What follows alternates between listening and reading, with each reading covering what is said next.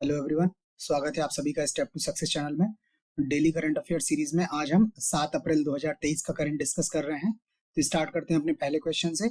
आज का हमारा पहला क्वेश्चन है, हाल में आत्मनिर्भर भारत को बढ़ावा देने के लिए तीसरी पीढ़ी की man portable anti tank guided missile का परीक्षण किया गया है। यह मिसाइल है मैन पोर्टेबल, मतलब ह्यूमन भी इसको इजीली जो है इस गाइडेड मिसाइल को, एंटी टैंक गाइडेड मिसाइल जो है वो इसको यूज कर सकता है, लॉन्च कर सकता है। ठीक है, इसका नाम आपको बताना है, नाम क्या है। ऑप्शन है आपके पास मिलन 2T, option B spike LR2, option C Amogha 3 और ऑप्शन डी नाग।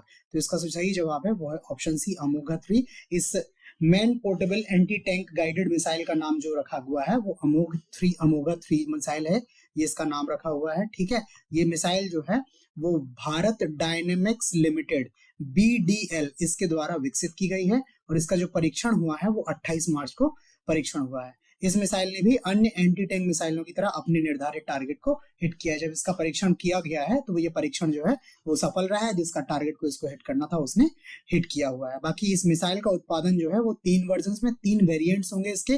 कौन कौन से 3 वेरिएंट्स होंगे? पहला एक हो गया लैंड वेरिएंट, दूसरा वेरिएंट हो गया एयर लॉन्च और तीसरा वेरिएंट पोर्टेबल वर्जन। ठीक है, इसी पोर्टेबल वर्जन का भी जो है वो परीक्षण हुआ है। तो इसके 3 वर्जन हो गए, लैंड वर्जन, एयर लॉन्च और पोर्टेबल वर्जन। ठीक है, आगे देखते हैं ये मिसाइल है क्या। ये अमोघा 3 मिसाइल जो है, यह मिसाइल थ्रस्ट वेक्टर नियंत्रण के साथ, ठीक है, थ्रस्ट वेक्टर का जो कंट्रोल के साथ ये डुअल थ्रस्ट रॉकेट मोटर से संचालित है।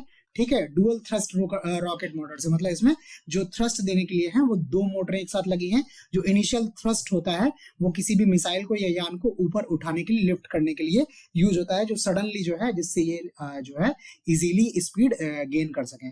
अच्छा, इसमें क्या है, धुआं नहीं है। ठीक, बाकी अमोघा 3 मिसाइल लॉन्च से पहले टारगेट लॉक करके टॉप अटैक और डायरेक्ट अटैक मोड में टारगेट को हिट कर सकती है। यह लॉन्च से पहले ही जो है वो टारगेट को लॉक कर लेती है, ये डिसाइड कर लेती है। मैं जो भी इसकी मैकेनिज्म है उसके थ्रू ये डिसाइड किया जा सकता है कि इसको हिट कहाँ करना है। ठीक है, लॉन्च होने से पहले ही अपना टारगेट लॉक कर लेती है।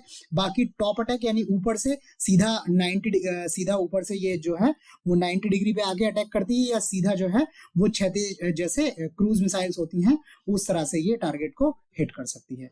बाकी मिसाइल के एयर लॉन्च वर्जन को हिंदुस्तान एयरोनॉटिक्स लिमिटेड के अटैक हेलीकॉप्टर रुद्र और प्रचंड हेलीकॉप्टरों के लिए तैयार किया जा रहा है। इसका मिसाइल का जो एयर लॉन्च वर्जन है वो किस हेलीकॉप्टर में लगाया जाएगा? रुद्र में और प्रचंड हेलीकॉप्टर में लगाया जाएगा। ये अटैक हेलीकॉप्टर है। ठीक है, तो ये हो गया अमोघा 3 मिसाइल के लिए। मेक इन इंडिया वैसे भी आगे बढ़ रहा है काफी, और भारत जो है अब वो अपना जो रक्षा आयातक देश था उससे रक्षा निर्यातक देश की तरफ जो है अपनी छवि को चेंज कर रहा है। ठीक है, तो ये अमोघा मिसाइल के बारे में हो गया। नेक्स्ट क्वेश्चन पे चलते हैं। नेक्स्ट क्वेश्चन हमारा है स्टैंड अप इंडिया योजना। एक योजना है स्टैंड अप इंडिया। इस योजना के तहत अब तक कितने करोड़ रुपए का कर्ज जो है वो मंजूर किया जा चुका है? इस योजना के तहत जो है वो लोगों को कर्ज दिया जा रहा है इस अपने खुद के बिजनेसेस स्टार्ट करने के लिए। तो उस योजना के तहत अब तक कितना कर्जा मंजूर किया गया है? ऑप्शन है आपके पास 40,600, 40,800, 40,900 और 50,000। ठीक है, ये करोड़ रुपए में है। ठीक है, तो इसका जो सही जवाब है वो है ऑप्शन ए 40,600। ये अभी तक 40,600 करोड़ रुपए जो है वो स्टैंड अप योजना के तहत बांटे गए हैं। ये पैसा कहाँ गया है? 1.8 लाख, लगभग 2 लाख से अधिक महिलाओं और अनुसूचित जाति और अनुसूचित जनजाति के उद्यमी, जो इंडस्ट्रियलिस्ट हैं, छोटे छोटे लोग हैं जो अपने उद्यम जो है स्थापित करना चाहते हैं, उन लोगों को ये जो है 40,600 करोड़ रुपए से अधिक का ऋण प्राप्त हुआ है। इसमें कुल लाभार्थी जो है उसमें 80% से जो है वो महिलाएं हैं। महिला सशक्तिकरण की ओर ये भारत सरकार का एक अच्छा कदम है। महिलाओं को सेल्फ रिलायंस और सेल्फ डिपेंडेंट बनाने के लिए ये सरकार का अच्छा कदम है कि इसके तहत जो फंड है वो मैक्सिमम फंड महिलाओं को दिया गया है। बाकी स्टैंड अप योजना जो है, इंडिया योजना जो है, वो वित्तीय समावेशन, फाइनेंशियल इंक्लूजन के लिए राष्ट्रीय मिशन के तीसरे स्तंभ फंडिंग द अनफंडेड पर आधारित है। ठीक है, फंडिंग द अनफंडेड, जिनको कभी फंड नहीं मिला है वैसे लोगों को इस योजना के थ्रू जो है वो फंड किया जा रहा है। ठीक है, ये नेशनल मिशन है फाइनेंशियल इंक्लूजन पे। ठीक है, तो ये हो गया आपका योजना के बारे में। ठीक है, आगे क्या है, ये स्टैंड अप इंडिया योजना के बारे में भी हमने थोड़ा सा डिस्कशन किया है। ये क्या है, इसे महिलाओं, अनुसूचित जाति शेड्यूल्ड कास्ट SC और अनुसूचित जनजाति शेड्यूल्ड ट्राइब्स ST के बीच उद्यमिता को बढ़ावा देने के लिए, ठीक है, कि इन लोगों के बीच में जो है वो उद्यमिता को बढ़ावा दे, ये लोग रोजगार लेने की जगह रोजगार देने वाले लोग बने, ऐसा जो है सरकार के योजना के तहत सरकार ने ये मिशन जो लॉन्च किया हुआ है। ये मिशन जो सरकार ने लॉन्च किया था वो 5 अप्रैल 2016 को लॉन्च किया था। अभी इसका परसों ही इस योजना ने कितने साल हो गए हैं, इसके पूरे जो है वो 6-7 साल इसको योजना को पूरे हो गए हैं। इसकी अवधि को जो है वो 2025 तक बढ़ाया गया है। ये योजना जो है वो 2025 तक चलती रहेगी। और इसके बीच जो ऋण सुविधा है वो कहाँ है, 10 लाख से 100 लाख, यानी 10 लाख से 1 करोड़ रुपए के बीच बैंक ऋण की सुविधा प्रदान करता है स्टैंड अप इंडिया। तो ये आपके लिए इंपॉर्टेंट फैक्ट हो गया। पहले तो ये स्टार्ट कब हुई, अप्रैल 2016 में, कब तक चलेगी, 2025 तक। लोन की राशि 10 लाख से 100 लाख तक। और उसके बाद टारगेटेड ग्रुप क्या है, महिलाएं, एससीज एंड एसटीज। तो ये सारे जो है वो इंपॉर्टेंट फैक्ट्स हैं। इससे भी आपसे क्वेश्चन पूछा जा सकता है। इस योजना के तहत जो एलिजिबल पर्सन हैं, पात्र लोग हैं, वो कौन है, 18 वर्ष से अधिक आयु की महिलाएं और अनुसूचित जाति अनुसूचित जनजाति के उद्यमी जो हैं वो योजना के लिए पात्र हैं। या तो महिलाएं जो हैं 18 वर्ष से अधिक की हो, और उसके बाद से 18 वर्ष से अधिक के एससी हो या एसटीज हो, वो इस योजना के लिए पात्र हैं। ठीक, तो ये हो गया आपका स्टैंड अप योजना के बारे में। बाकी फंड के बारे में है।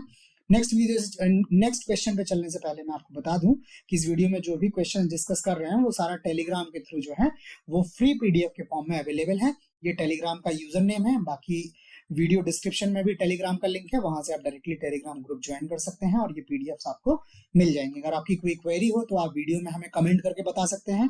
आपको वीडियो का कैसा कंटेंट कैसा लग रहा है वो आप हमें लाइक करके बता सकते हैं। ठीक है, अगर आपकी क्वेरीज कोई है तो आप वो भी हमें भेज सकते हैं। बाकी यूपी ट्रिपल एससी की 1 दरोगा भर्ती परीक्षा जो चल रही है उसका भी डिटेल सिलेबस हम लोग डिस्कस कर रहे हैं। उसके 6 चैप्टर ऑलरेडी हमने कवर कर लिए हैं। बाकी 15 अप्रैल तक हम लोग इस पूरे उसके चैप्टर को जो है सिलेबस को कंप्लीट कर देंगे।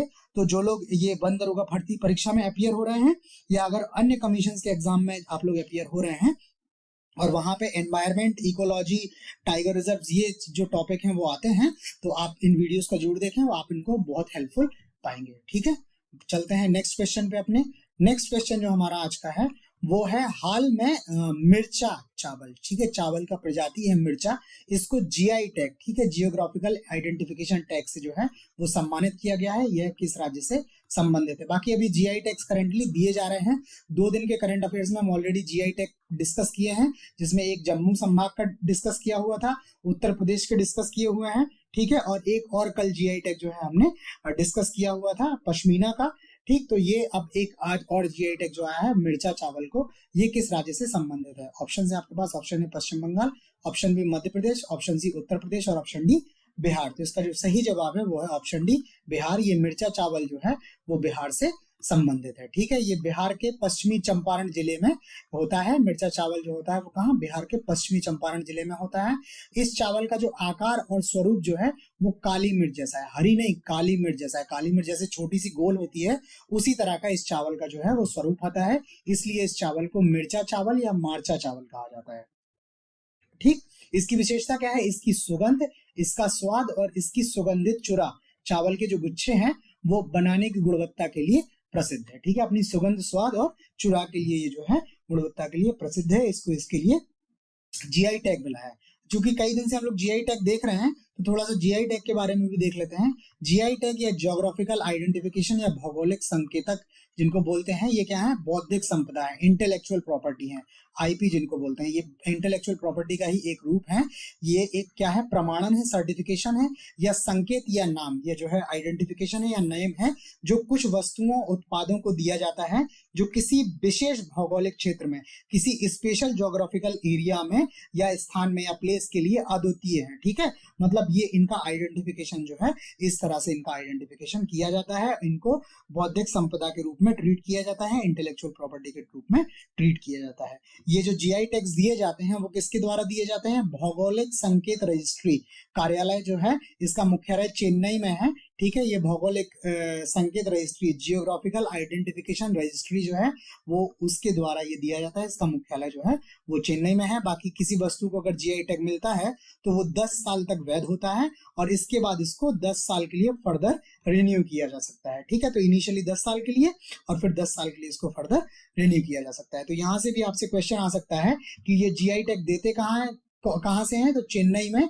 भौगोलिक संकेत रजिस्ट्री के द्वारा कितने वर्ष के लिए वैध होता है, 10 वर्ष के लिए, फर्दर 10 वर्ष के लिए, और इसको रिन्यू किया जा सकता है। इनको क्या माना जाता है, बौद्धिक संपदा माना जाता है, और वैसी वस्तुओं को जिनका स्थान क्या है, अपनी भौगोलिक क्षेत्र में अद्वितीय है। ठीक, नेक्स्ट क्वेश्चन पे चलते हैं अपने। नेक्स्ट क्वेश्चन है, हाल ही में जारी इंडिया जस्टिस रिपोर्ट 2022 के अनुसार न्याय पहुंचाने के मामले में शीर्ष स्थान किस राज्य ने हासिल किया है? भारत में कौन सा ऐसा राज्य है जो न्याय पहुंचाने के मामले में शीर्ष स्थान पर है, टॉप पर है, जिसकी कंडीशन सबसे अच्छी है? ऑप्शन है आपके पास, option A Karnataka, option B Tamil Nadu, option C Telangana और ऑप्शन डी गुजरात। तो इसका जो सही जवाब है वो है ऑप्शन ए कर्नाटक। ये कर्नाटक राज्य ने इंडिया जस्टिस रिपोर्ट 2022 के तहत शीर्ष स्थान हासिल किया है।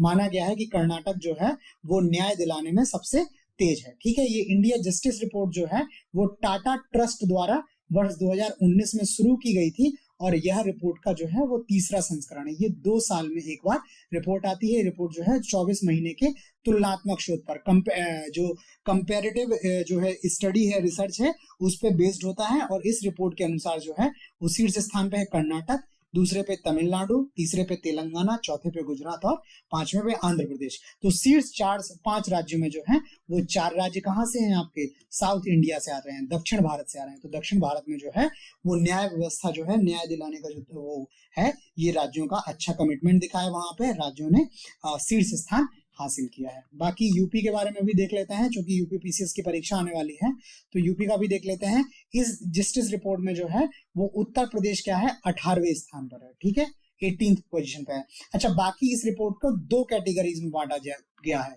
1 करोड़ या उससे कम और 1 करोड़ से अधिक। ठीक है, तो ये जो इंडिया है, तमिलनाडु है, कर्नाटक है, ये सब जो है वो 1 करोड़ से अधिक आबादी वाले राज्यों में है।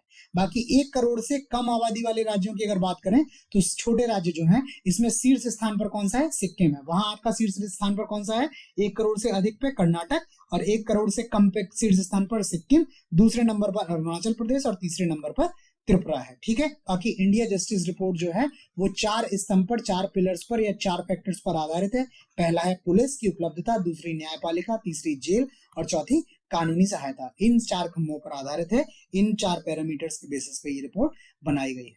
ठीक है, याद रखिएगा, ये टाटा ट्रस्ट द्वारा जारी की जाती है, द्विवार्षिक है, 2019 से स्टार्ट की गई है और हर 2 वर्ष में एक बार आती है, और ये इस रिपोर्ट का तीसरा संस्करण। ये सारे इंपॉर्टेंट फैक्ट हैं, ये आपसे क्वेश्चन में आ सकते हैं। कई बार क्वेश्चन इस तरह से आता है कि एक लाइन लिखी होती है और उसके बारे में पूछा जाता है इसमें क्या सत्य नहीं है, तो उसमें कई सारे फैक्ट एक ही क्वेश्चन में कवर कर लेते हैं। नेक्स्ट क्वेश्चन पे चलते हैं अपने। नेक्स्ट क्वेश्चन है, हाल में भारतीय भूवैज्ञानिक सर्वेक्षण जियोग्राफिकल सर्वे ऑफ इंडिया ने कटघोरा में लिथियम भंडारों की पुष्टि की है। यह कटघोरा किस राज्य में स्थित है? अभी कुछ दिन पहले जो है वो लिथियम आयन की जो पुष्टि हुई थी वो कश्मीर में हुई थी। ठीक है, वो भी हम आपको क्वेश्चन डिस्कस किया हुआ था। अब दोबारा जो अभी पता चला है, ये कटघोरा एक स्थान है, वहां पर भी लिथियम भंडारों की जो है वो पुष्टि की गई है। आपको बताना है ये कटघोरा राज्य जो है वो कटघोरा जो है वो किस राज्य में स्थित है। ऑप्शन है आपके, option A Kashmir, option B Jharkhand, option C Chhattisgarh और ऑप्शन डी उड़ीसा। तो इसका जो सही जवाब है वो है ऑप्शन सी। ऑप्शन सी जो है छत्तीसगढ़, इसका जो सही जवाब है वो छत्तीसगढ़ है। ये कटघोरा जो है वो छत्तीसगढ़ में है, वहां पर ये लिथियम भंडारों की पुष्टि की गई है। ये कटघोरा जो है वो कोरबा जिला में, छत्तीसगढ़ का जिला है कोरबा, वहां कोरबा जिला में पाया जाता है। बाकी ये कटघोरा से अंबिकापुर जाने का रास्ता है, उस रास्ते में ये भंडार होने की संभावना है। ये करीब 500 हेक्टेयर का क्षेत्र है जिसमें ये भंडार होने की संभावना है। अच्छा, ये भंडार मिलने के बाद जो पड़ोसी जिले हैं इनके, सुकमा, रायगढ़ और जशपुर, इनमें भी सर्वे किया जा रहा है। यहाँ भी देखा जा रहा है कि क्या लिथियम आयन की यहाँ भी जो है वो भंडार हैं क्या। बाकी अभी जो है वो देश की जो आवश्यकता है लिथियम की, वो विदेशों से आयात पर निर्भर है, और भारत में करीब 96% जो लिथियम है वो विदेशों से आयात होता है। लिथियम को क्या है, बेस्ट कंडक्टर ऑफ इलेक्ट्रिसिटी। ठीक है, विद्युत का सबसे अच्छा चालक या इसको सुचालक जो है वो कहते हैं इलेक्ट्रिक विद्युत का लिथियम को। बाकी लिथियम जो है वो एक्चुअल में ये बैटरी बनाने में यूज होता है, मोबाइल बैटरी हो या चाहे ई व्हीकल्स हो उनकी बैटरीज हो। और बाकी अभी बैटरी जो है वो बहुत इंपॉर्टेंट पार्ट हो गया है, बिकॉज टेक्नोलॉजी जिस तरह से चीजें, टेक्नोलॉजी की वजह से जिस तरह से चीजें चेंज हो रही हैं, तो लगभग हर एक चीज जो है वो बैटरी पे बेस्ड है, और उसके लिए लिथियम जो है वो विदेशों से आयात होता है। तो अभी वस्तुओं की कीमत जो है महंगी होती है। अगर ये कटघोरा और ये कश्मीर में अगर ये भंडार जो है वो उनसे एक्सट्रैक्शन जो है खनन अगर स्टार्ट हो जाता है और स्वदेश में ही ये अगर लिथियम का जो उत्पादन होने लगता है तो एक तो हमारी सप्लाई चेन जो है वो बहुत स्ट्रांग हो जाएगी और उसके बाद जो हमारा आयात बिल है वो कम हो जाएगा और इसके साथ साथ जो वस्तुएं हैं जो बैटरी पे बेस्ड हैं, लिथियम पे बेस्ड हैं, उनकी कीमत भी जो है वो काफी कम हो जाएगी। तो करंट अफेयर्स में आज क्वेश्चंस हमारे पास इतने ही हैं, बाकी कुछ इंपॉर्टेंट वन लाइनर्स भी हैं, ये भी डिस्कस कर लेते हैं। अभी गृह मंत्री ने बताया हुआ है कि एक सेफ सिटी प्रोजेक्ट जो है वो चल रहा है, निर्भया फंड के तहत चल रहा है। एक बहुत ही दुर्दांत घटना हुई थी, उसके बाद इस निर्भया फंड का जो है वो गठन किया गया था। इस फंड के तहत सेफ सिटी प्रोजेक्ट जो चल रहा है वो 8 महानगरों में शामिल है। देश के जो 8 महानगर हैं उनमें ये जो उन महानगरों में ये सेफ सिटी प्रोजेक्ट चलाया जा रहा है। इसमें शहर कौन कौन से हैं? अहमदाबाद, बेंगलुरु, चेन्नई, दिल्ली, हैदराबाद, कोलकाता, लखनऊ और मुंबई, ये इतने शहर जो हैं इसमें शामिल है। इन शहरों में महिलाओं की सुरक्षा के लिए विशेष कदम जो है उठाए जा रहे हैं इस फंड के थ्रू। बाकी इन्होंने एक पोर्टल भी बनाया है जिसका नाम रखा है safe city implementation and monitoring portal. इस पोर्टल के थ्रू ये लोग देखेंगे कि सेफ सिटी प्रोजेक्ट के अंतर्गत जो विशेष कदम उठाए हैं उनका इम्प्लीमेंटेशन जो है, उनका अनुपालन कितना हो रहा है और उनकी मॉनिटरिंग भी की जाएगी कि इसकी सफलता क्या हो रही है, इसके सक्सेस में जो रीजंस आ रहे हैं, इनके फॉल्ट आ रहे हैं वो क्या क्या है। तो इस तरह इनकी मॉनिटरिंग किया जाएगा। ठीक, उसके अलावा म्यूजियम ऑफ मिनिएचर रेलवे, ठीक है, छोटे छोटे जो मिनिएचर्स होते हैं रेल के उसको प्रदर्शित करता है म्यूजियम ऑफ मिनिएचर रेलवे। ये पुणे महाराष्ट्र में स्थित है। बाकी हम इसको डिस्कस इसलिए कर रहे हैं बिकॉज अभी हाल में इस मिनिएचर रेलवे म्यूजियम में वंदे भारत ट्रेन के मॉडल को जो है प्रदर्शित किया है। ये वंदे भारत ट्रेन जो है वो भारत सरकार की बहुत महत्वाकांक्षी योजना है और सरकार जो है वो लगातार हर एक रूट पर वंदे भारत ट्रेन जो है स्टार्ट कर रही है। बाकी लास्ट आज का जो है वो राष्ट्रीय सड़क सुरक्षा बोर्ड जो है, ठीक है, नेशनल रोड सेफ्टी बोर्ड जो है वो उसके प्रमुख बने हुए हैं उपेंद्र सिंह जी, ये IAS हैं, ठीक है, ये इसके जो है वो प्रमुख बन गए हैं। सड़क सुरक्षा से रिलेटेड ये जो है वो सबसे शीर्ष निकाय है और इसके ये नए प्रमुख बन गए। ठीक है, तो आज करंट अफेयर्स में हमारे पास इतना ही है।